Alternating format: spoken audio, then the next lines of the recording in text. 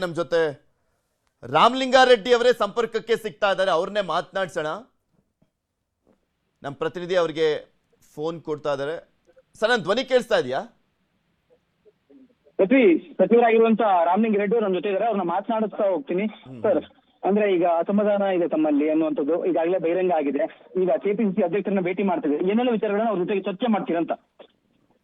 KPCC ಅಧ್ಯಕ್ಷರು ಈಗ ಆಗಿದ್ದಾರೆ. ನಾನು ಹರಿಪ್ರಸಾದ್ ಅವರು 1973ರಲ್ಲಿ ನಾನು ಗೌರ್ಮೆಂಟ್ ಸೈನ್ಸ್ ಕಾಲೇಜ್ ಸೆಕ್ರೆಟರಿ ಆಗಿದ್ದೆ. ಅವರು ಶೇಹಾದೇಶ್ವರ ಕಾಲೇಜು ಕಾರ್ಯದರ್ಶಿ ಆಗಿದ್ರು. ಆಮೇಲೆ ಯೂನಿವರ್ಸಿಟಿ ಲಾ ಕಾಲೇಜ್ ಪ್ರೆಸಿಡೆಂಟ್ ನಾನಾಗಿದ್ದೆ. ಅವರು Renuka college law college president ಆಗಿದ್ರು. ವಿದ್ಯಾರ್ಥಿ ಜೊತೆಯಲ್ಲೂ ಕೂಡ ಗೊತ್ತವರು. ಸರಿ, ಸುರ್ಜೇವಾಲ ಜೊತೆ ನಾನು ಹೇಳ್ದೆ ಕೇಳಿ, ಅದಕ್ಕೆ ಕೆಪಿಸಿಸಿ ಅಧ್ಯಕ್ಷರಾಗಿದ್ದಾರೆ. ವಿಶ್ ಮಾಡಿರ್ಲಿಲ್ಲ, ಫೋನ್ ಮಾಡಿದ್ರು, ಏನೋ ಊರಲ್ಲಿ ಇರ್ತಿದ್ದ. ಈಗ ವಿಶ್ ಮಾಡಕ್ ಬಂದ್ರಿ. ಈಗ ನಿಮ್ಗೆ ಬೆಂಗಳೂರು ನಗರಾಭಿವೃದ್ಧಿ ಖಾತೆ ಬೇಕು ಅನ್ನುವಂತ ನಿಟ್ಟಿನಲ್ಲಿ ಈಗ ಸರಿ, ಆ ವಿಚಾರ ಏನಾದ್ರು ಅವ್ರ ಜೊತೆಗೆ ಮಾತಾಡ್ತೀರಾ? ಹೇಗೆ ಎಲ್ಲ ಸುರ್ಜೇವಾಲ ಅವ್ರ ಜೊತೆಗೆ ಏನೇನು ಚರ್ಚೆ ಮಾಡಿದ್ರಿ ಸರ್? ಅದೆಲ್ಲ ಹೇಳಕ್ಕಾಗಲ್ಲ. ಆಗ್ಲೇ ಹೇಳಿ ಸರ್, ಹರಿಪ್ರಸಾದ್ ಅವರು ತಮ್ಮನ್ನ ಮನವೊಲಿಕೆ ಮಾಡೋದಕ್ಕೆ ಆಹ್ವಾನ ಕೊಟ್ರ ಹೇಗೆ ಅಂತ? ನಾನೀಗ ವಿಶ್ ಮಾಡಕ್ ಸರ್, ಅವರಾಗಿ ಕರೆದಿರೋದು ಅಥವಾ ನೀವೇ ಬಂದಿರೋದು ಸರ್? ನಾನೇ ಬಂದಿದ್ದೆ. ಯಾಕಂದ್ರೆ ಈಗಾಗಲೇ ಸಚಿವ ಸ್ಥಾನದಲ್ಲಿ ತಾವು ಮುಂದುವರಿತೀರಾ ಇಲ್ವಾ ಅನ್ನೋದು ಕೂಡ ಚರ್ಚೆ ಇದೆ. ಯಾಕಂದ್ರೆ ತಾವು ರಾಜೀನಾಮೆ ಕೊಟ್ಟಿದ್ದೀರಿ. ಏನು ಮಾತಾಡ ಸರ್, ಇವತ್ತು ಸಂಜೆ ಒಳಗೆ ಅಥವಾ ರಾತ್ರಿ ಒಳಗೆ ತಮ್ಮೊಂದು ಗುಡ್ ನ್ಯೂಸ್ ಬರುವಂತ ನಿರೀಕ್ಷೆ ಇದೆಯಾ ಹೇಗೆ ಅಂತ? ವೆಯ್ಟ್ ಮಾಡಿ ಸಂಜೆ. ಸರ್, ಹಿರಿಯರಿದ್ದೀರಿ ತಾವು. ಬೆಂಗಳೂರು ನಗರಾಭಿವೃದ್ಧಿ ಖಾತೆಯನ್ನ ಕೊಡ್ತೀವಿ ಅಂತ ಈ ಹಿಂದೆ ಕೂಡ ತಮಗೆ ಭರವಸೆ ಕೊಡಲಾಗಿತ್ತು. ಕೊಟ್ಟ ಮಾತಿನ ವಿಚಾರಕ್ಕೆ ಸಂಬಂಧಪಟ್ಟಂತೆ ಕೂಡ ತಮ್ಮ ಅಭಿಮಾನಿಗಳು, ತಮ್ಮ ಕಾರ್ಯಕರ್ತರು ಪ್ರಸ್ತಾಪ ಮಾಡ್ತಾರೆ ಸಾಮಾಜಿಕ ಜಾಲತಾಣ. ಅದು ಪಕ್ಷಕ್ಕೂ ಕೂಡ ಒಂದಿಷ್ಟು ಮುಜುಗರ ಅನಿಸ್ತಾ ಇದೆ. ತಾವು ಈ ಸಂದರ್ಭದಲ್ಲಿ ನಿಮ್ಮ ಅಭಿಮಾನಿಗಳಿಗೆ ಹಾಗೆ ಈಗ ನಿಮ್ಮ ನಾಯಕರಿಗೆ ಏನ್ ಹೇಳ್ತೀರಿ? ಏನು ಹೇಳಲ್ಲ. ನೆನೆ ಎಲ್ಲ ಏನ್ ಬೇಕಂತ ಇಷ್ಟು ಹೇಳಬೇಕು ಹೇಳಿದ್ದೀನಿ. ಪದೇ ಪದೇ ಏನಲ್ಲ. ರಾಮಲಿಂಗಾರೆಡ್ಡಿ ಅವರು ಈಗ ಸಮಾಧಾನಗೊಂಡಿದ್ದಾರೆ ಹೈಕಮಾಂಡ್ ನಾಯಕರ ಜೊತೆಗೆ ಮಾತುಕತೆ ನಂತರದಲ್ಲಿ. ನಿನ್ನೆನೂ ಸಮಾಧಾನವಾಗಿ ಇಷ್ಟೇ, ಮೊನ್ನೆನೂ ಸಮಾಧಾನವಾಗಿ ಇತ್ತು. ಯಾವುದು ಸಮಾಧಾನವಾಗಿ ಇರ್ತೀನಿ.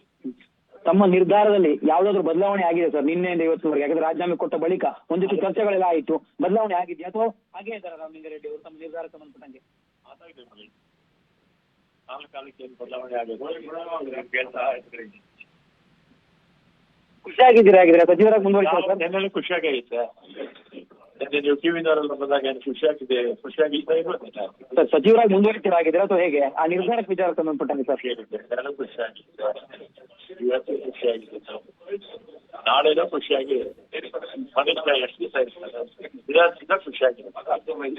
ಸರ್, ಕೊಟ್ಟ ಮಾತಿನಂತೆ ನಡ್ಕೊಂಡಿಲ್ಲ ಡಿ.ಕೆ. ಶಿವಕುಮಾರ್ ಅವರು ಅನ್ನುವಂಥದ್ದು ಕೂಡ ಚರ್ಚೆಯಲ್ಲಿದೆ. ಆ ಬಗ್ಗೆ ಕೂಡ ತಮ್ಮ ಕಾರ್ಯಕರ್ತರು ಆಕ್ಷೇಪಣೆಯನ್ನು ವ್ಯಕ್ತಪಡ್ತಾ ಇದ್ದಾರೆ ಸಾಮಾಜಿಕ ಜಾಲತಾಣದಲ್ಲಿ. ಈ ಬಗ್ಗೆ ಏನ್ ಹೇಳ್ತೀರಿ ಸರ್ ನೇರವಾಗಿ ಸಿಎಂ ವಿರುದ್ಧ?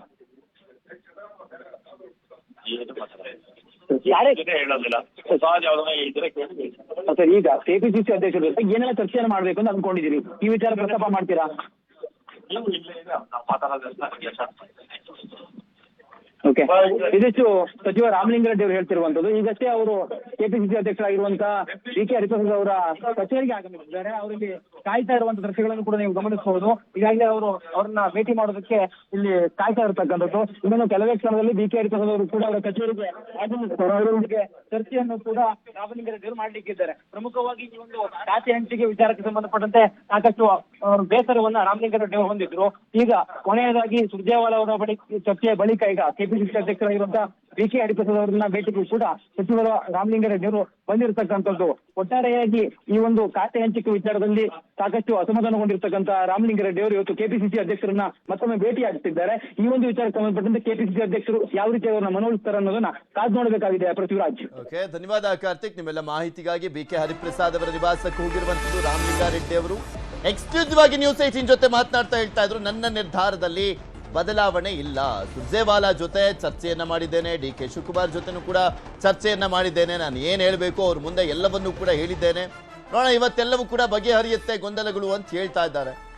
ಆ ಗೊಂದಲಗಳು ಬಗೆಹರಿಯೋದೇ ಆದರೆ ಒಂದು ರಾಜೀನಾಮೆ ಅಕ್ಸೆಪ್ಟ್ ಆಗಬೇಕು, ಇಲ್ಲ ಅಂದರೆ ಇವ್ರಿಗೆ ಬೆಂಗಳೂರು ನಗರಾಭಿವೃದ್ಧಿಯನ್ನ ಕೊಡಬೇಕು. ಇದೆರಡರಲ್ಲಿ ಒಂದು ಆಗುತ್ತೆ. ಅದೇನಾಗುತ್ತೆ ಅದೇ ಕುತೂಹಲ. ನಾನು ಅದಕ್ಕೆ ಅವಾಗಲೇ ಹೇಳ್ತಾ ಇದ್ದು ರಾಜಕಾರಣದಲ್ಲಿ ಯಾವಾಗಲೂ ಕೂಡ ಸಮಯ, ಸಂದರ್ಭ, ಪರಿಸ್ಥಿತಿ ಅನ್ನುವಂಥ ತುಂಬಾ ಇಂಪಾರ್ಟೆಂಟ್ ಆಗುತ್ತೆ. ಅದನ್ನ ನೀಟಾಗಿ ಬಳಸ್ಕೊಳ್ತಾ ಇದ್ದಾರೆ ರಾಮಲಿಂಗಾರೆಡ್ಡಿ ಅವರು. ಅವರೇ ಹೇಳ್ತಾ ಇದ್ರು 53 ವರ್ಷ ರೀ ನಾನು ಕಾಂಗ್ರೆಸ್ನಲ್ಲಿ ದುಡ್ದಿರುವಂಥದ್ದು. 53 ವರ್ಷ. 1973ರಿಂದ ನಾನು ಕಾಂಗ್ರೆಸ್ನಲ್ಲಿದ್ದೀನಿ. 89ರಿಂದ ಶಾಸಕ ನಾನು. ಎಲ್ಲವನ್ನೂ ಕೂಡ ಮಾಡಿದ್ದೀನಿ. ಬಟ್ ಅವರು ಪದೇ ಪದೇ ಕೊಡ್ತೀನಿ ಅಂತ ಹೇಳಿ ನಾನು ಕೇಳಿದವನಲ್ಲ. ಬೆಂಗಳೂರು ನಗರಾಭಿವೃದ್ಧಿಯನ್ನ ಕೊಡ್ತೀನಿ ಅಂತ ಕೇಳಿ ಅವಮಾನ ಮಾಡಿದ್ದಾರೆ ಅಂತ ಅವರ ಅಸಮಾಧಾನ ಕಾರಣ. ಇನ್ನು ರಾಹುಲ್ ಗಾಂಧಿಗೆ ಎಲ್ಲ ವಿಷಯ ತಿಳಿಸಿದ್ದೇನೆ. DCM ಹುದ್ದೆಗೆ ಅವರ ಬಳಿ ಮನವಿಯನ್ನ ಮಾಡಿದ್ದೇನೆ. ಇದು ಯಾರ ಸ್ಟೇಟ್ಮೆಂಟು? ಸಚಿವ KH ಮುನಿಯಪ್ಪ ಅವರ ಸ್ಟೇಟ್ಮೆಂಟ್. ಆಹಾರ ಸಚಿವ ರಾಹುಲ್ ಗಾಂಧಿಗೆ ಎಲ್ಲ ವಿಷಯ ತಿಳಿಸ್ಬಿಟ್ಟಿದ್ದೀನಿ. DCM ಹುದ್ದೆಗೂ ಕೂಡ ಅವರ ಬಳಿ ಮನವಿಯನ್ನ ಮಾಡಿದ್ದೇನೆ ಅಂತ ಮುನಿಯಪ್ಪ ಅವರು ಹೇಳಿದ್ದಾರೆ. ಈಗ ಆಲ್ರೆಡಿ ಒಂದು ದಲಿತ ಸಮುದಾಯ ಕೊಡಲಾಗಿದೆ. ಆದ್ರೆ ಇವ್ರ ಬೇಡಿಕೆ ಏನಪ್ಪಾ ಅಂದ್ರೆ ಅವ್ರ ಬಲಗೈ, ನಾವ್ ಎಡಗೈ ಅಲ್ವಾ, ಎಡಗೈಗೆ ಒಂದು ಕೊಟ್ಬಿಡಿ ಅಂತ. ಸೀನಿಯಾರಿಟಿಗೆ ಯಾವ ಗೌರವ ಕೊಡಬೇಕು ಅಂತ ಗೊತ್ತಿದೆ. ಮನವಿ ಮಾಡಿದ್ದೇನೆ, ನಿರ್ಧಾರ ಅವರಿಗೆ ಬಿಟ್ಟಿದ್ದು. ಆಹಾರ ಸಚಿವ KH ಮುನಿಯಪ್ಪ ಅವರ ಹೇಳಿಕೆ. ಈ ಬಹಿರಂಗ ಸ್ಟೇಟ್ಮೆಂಟ್ ಬಂದ್ಬಿಟ್ವಲ್ಲ, ಇದೇ ಇಲ್ಲಿ ಬೆಂಕಿ ಹಚ್ಚಿರೋದು ಕಾಂಗ್ರೆಸ್ನಲ್ಲಿ. ರಾಹುಲ್ ಗಾಂಧಿ ಅವರು ನಾನೆಲ್ಲ ನೋಡ್ಕೊಂತೀನಿ, ನೀವು ಪಾರ್ಟಿ ಕೆಲಸ ಮಾಡಿ ಅಂತ ಹೇಳಿದ್ದಾನೆ. ಅವ್ರಿಗೆ ಬಿಟ್ಟಿದ್ದೀವಿ.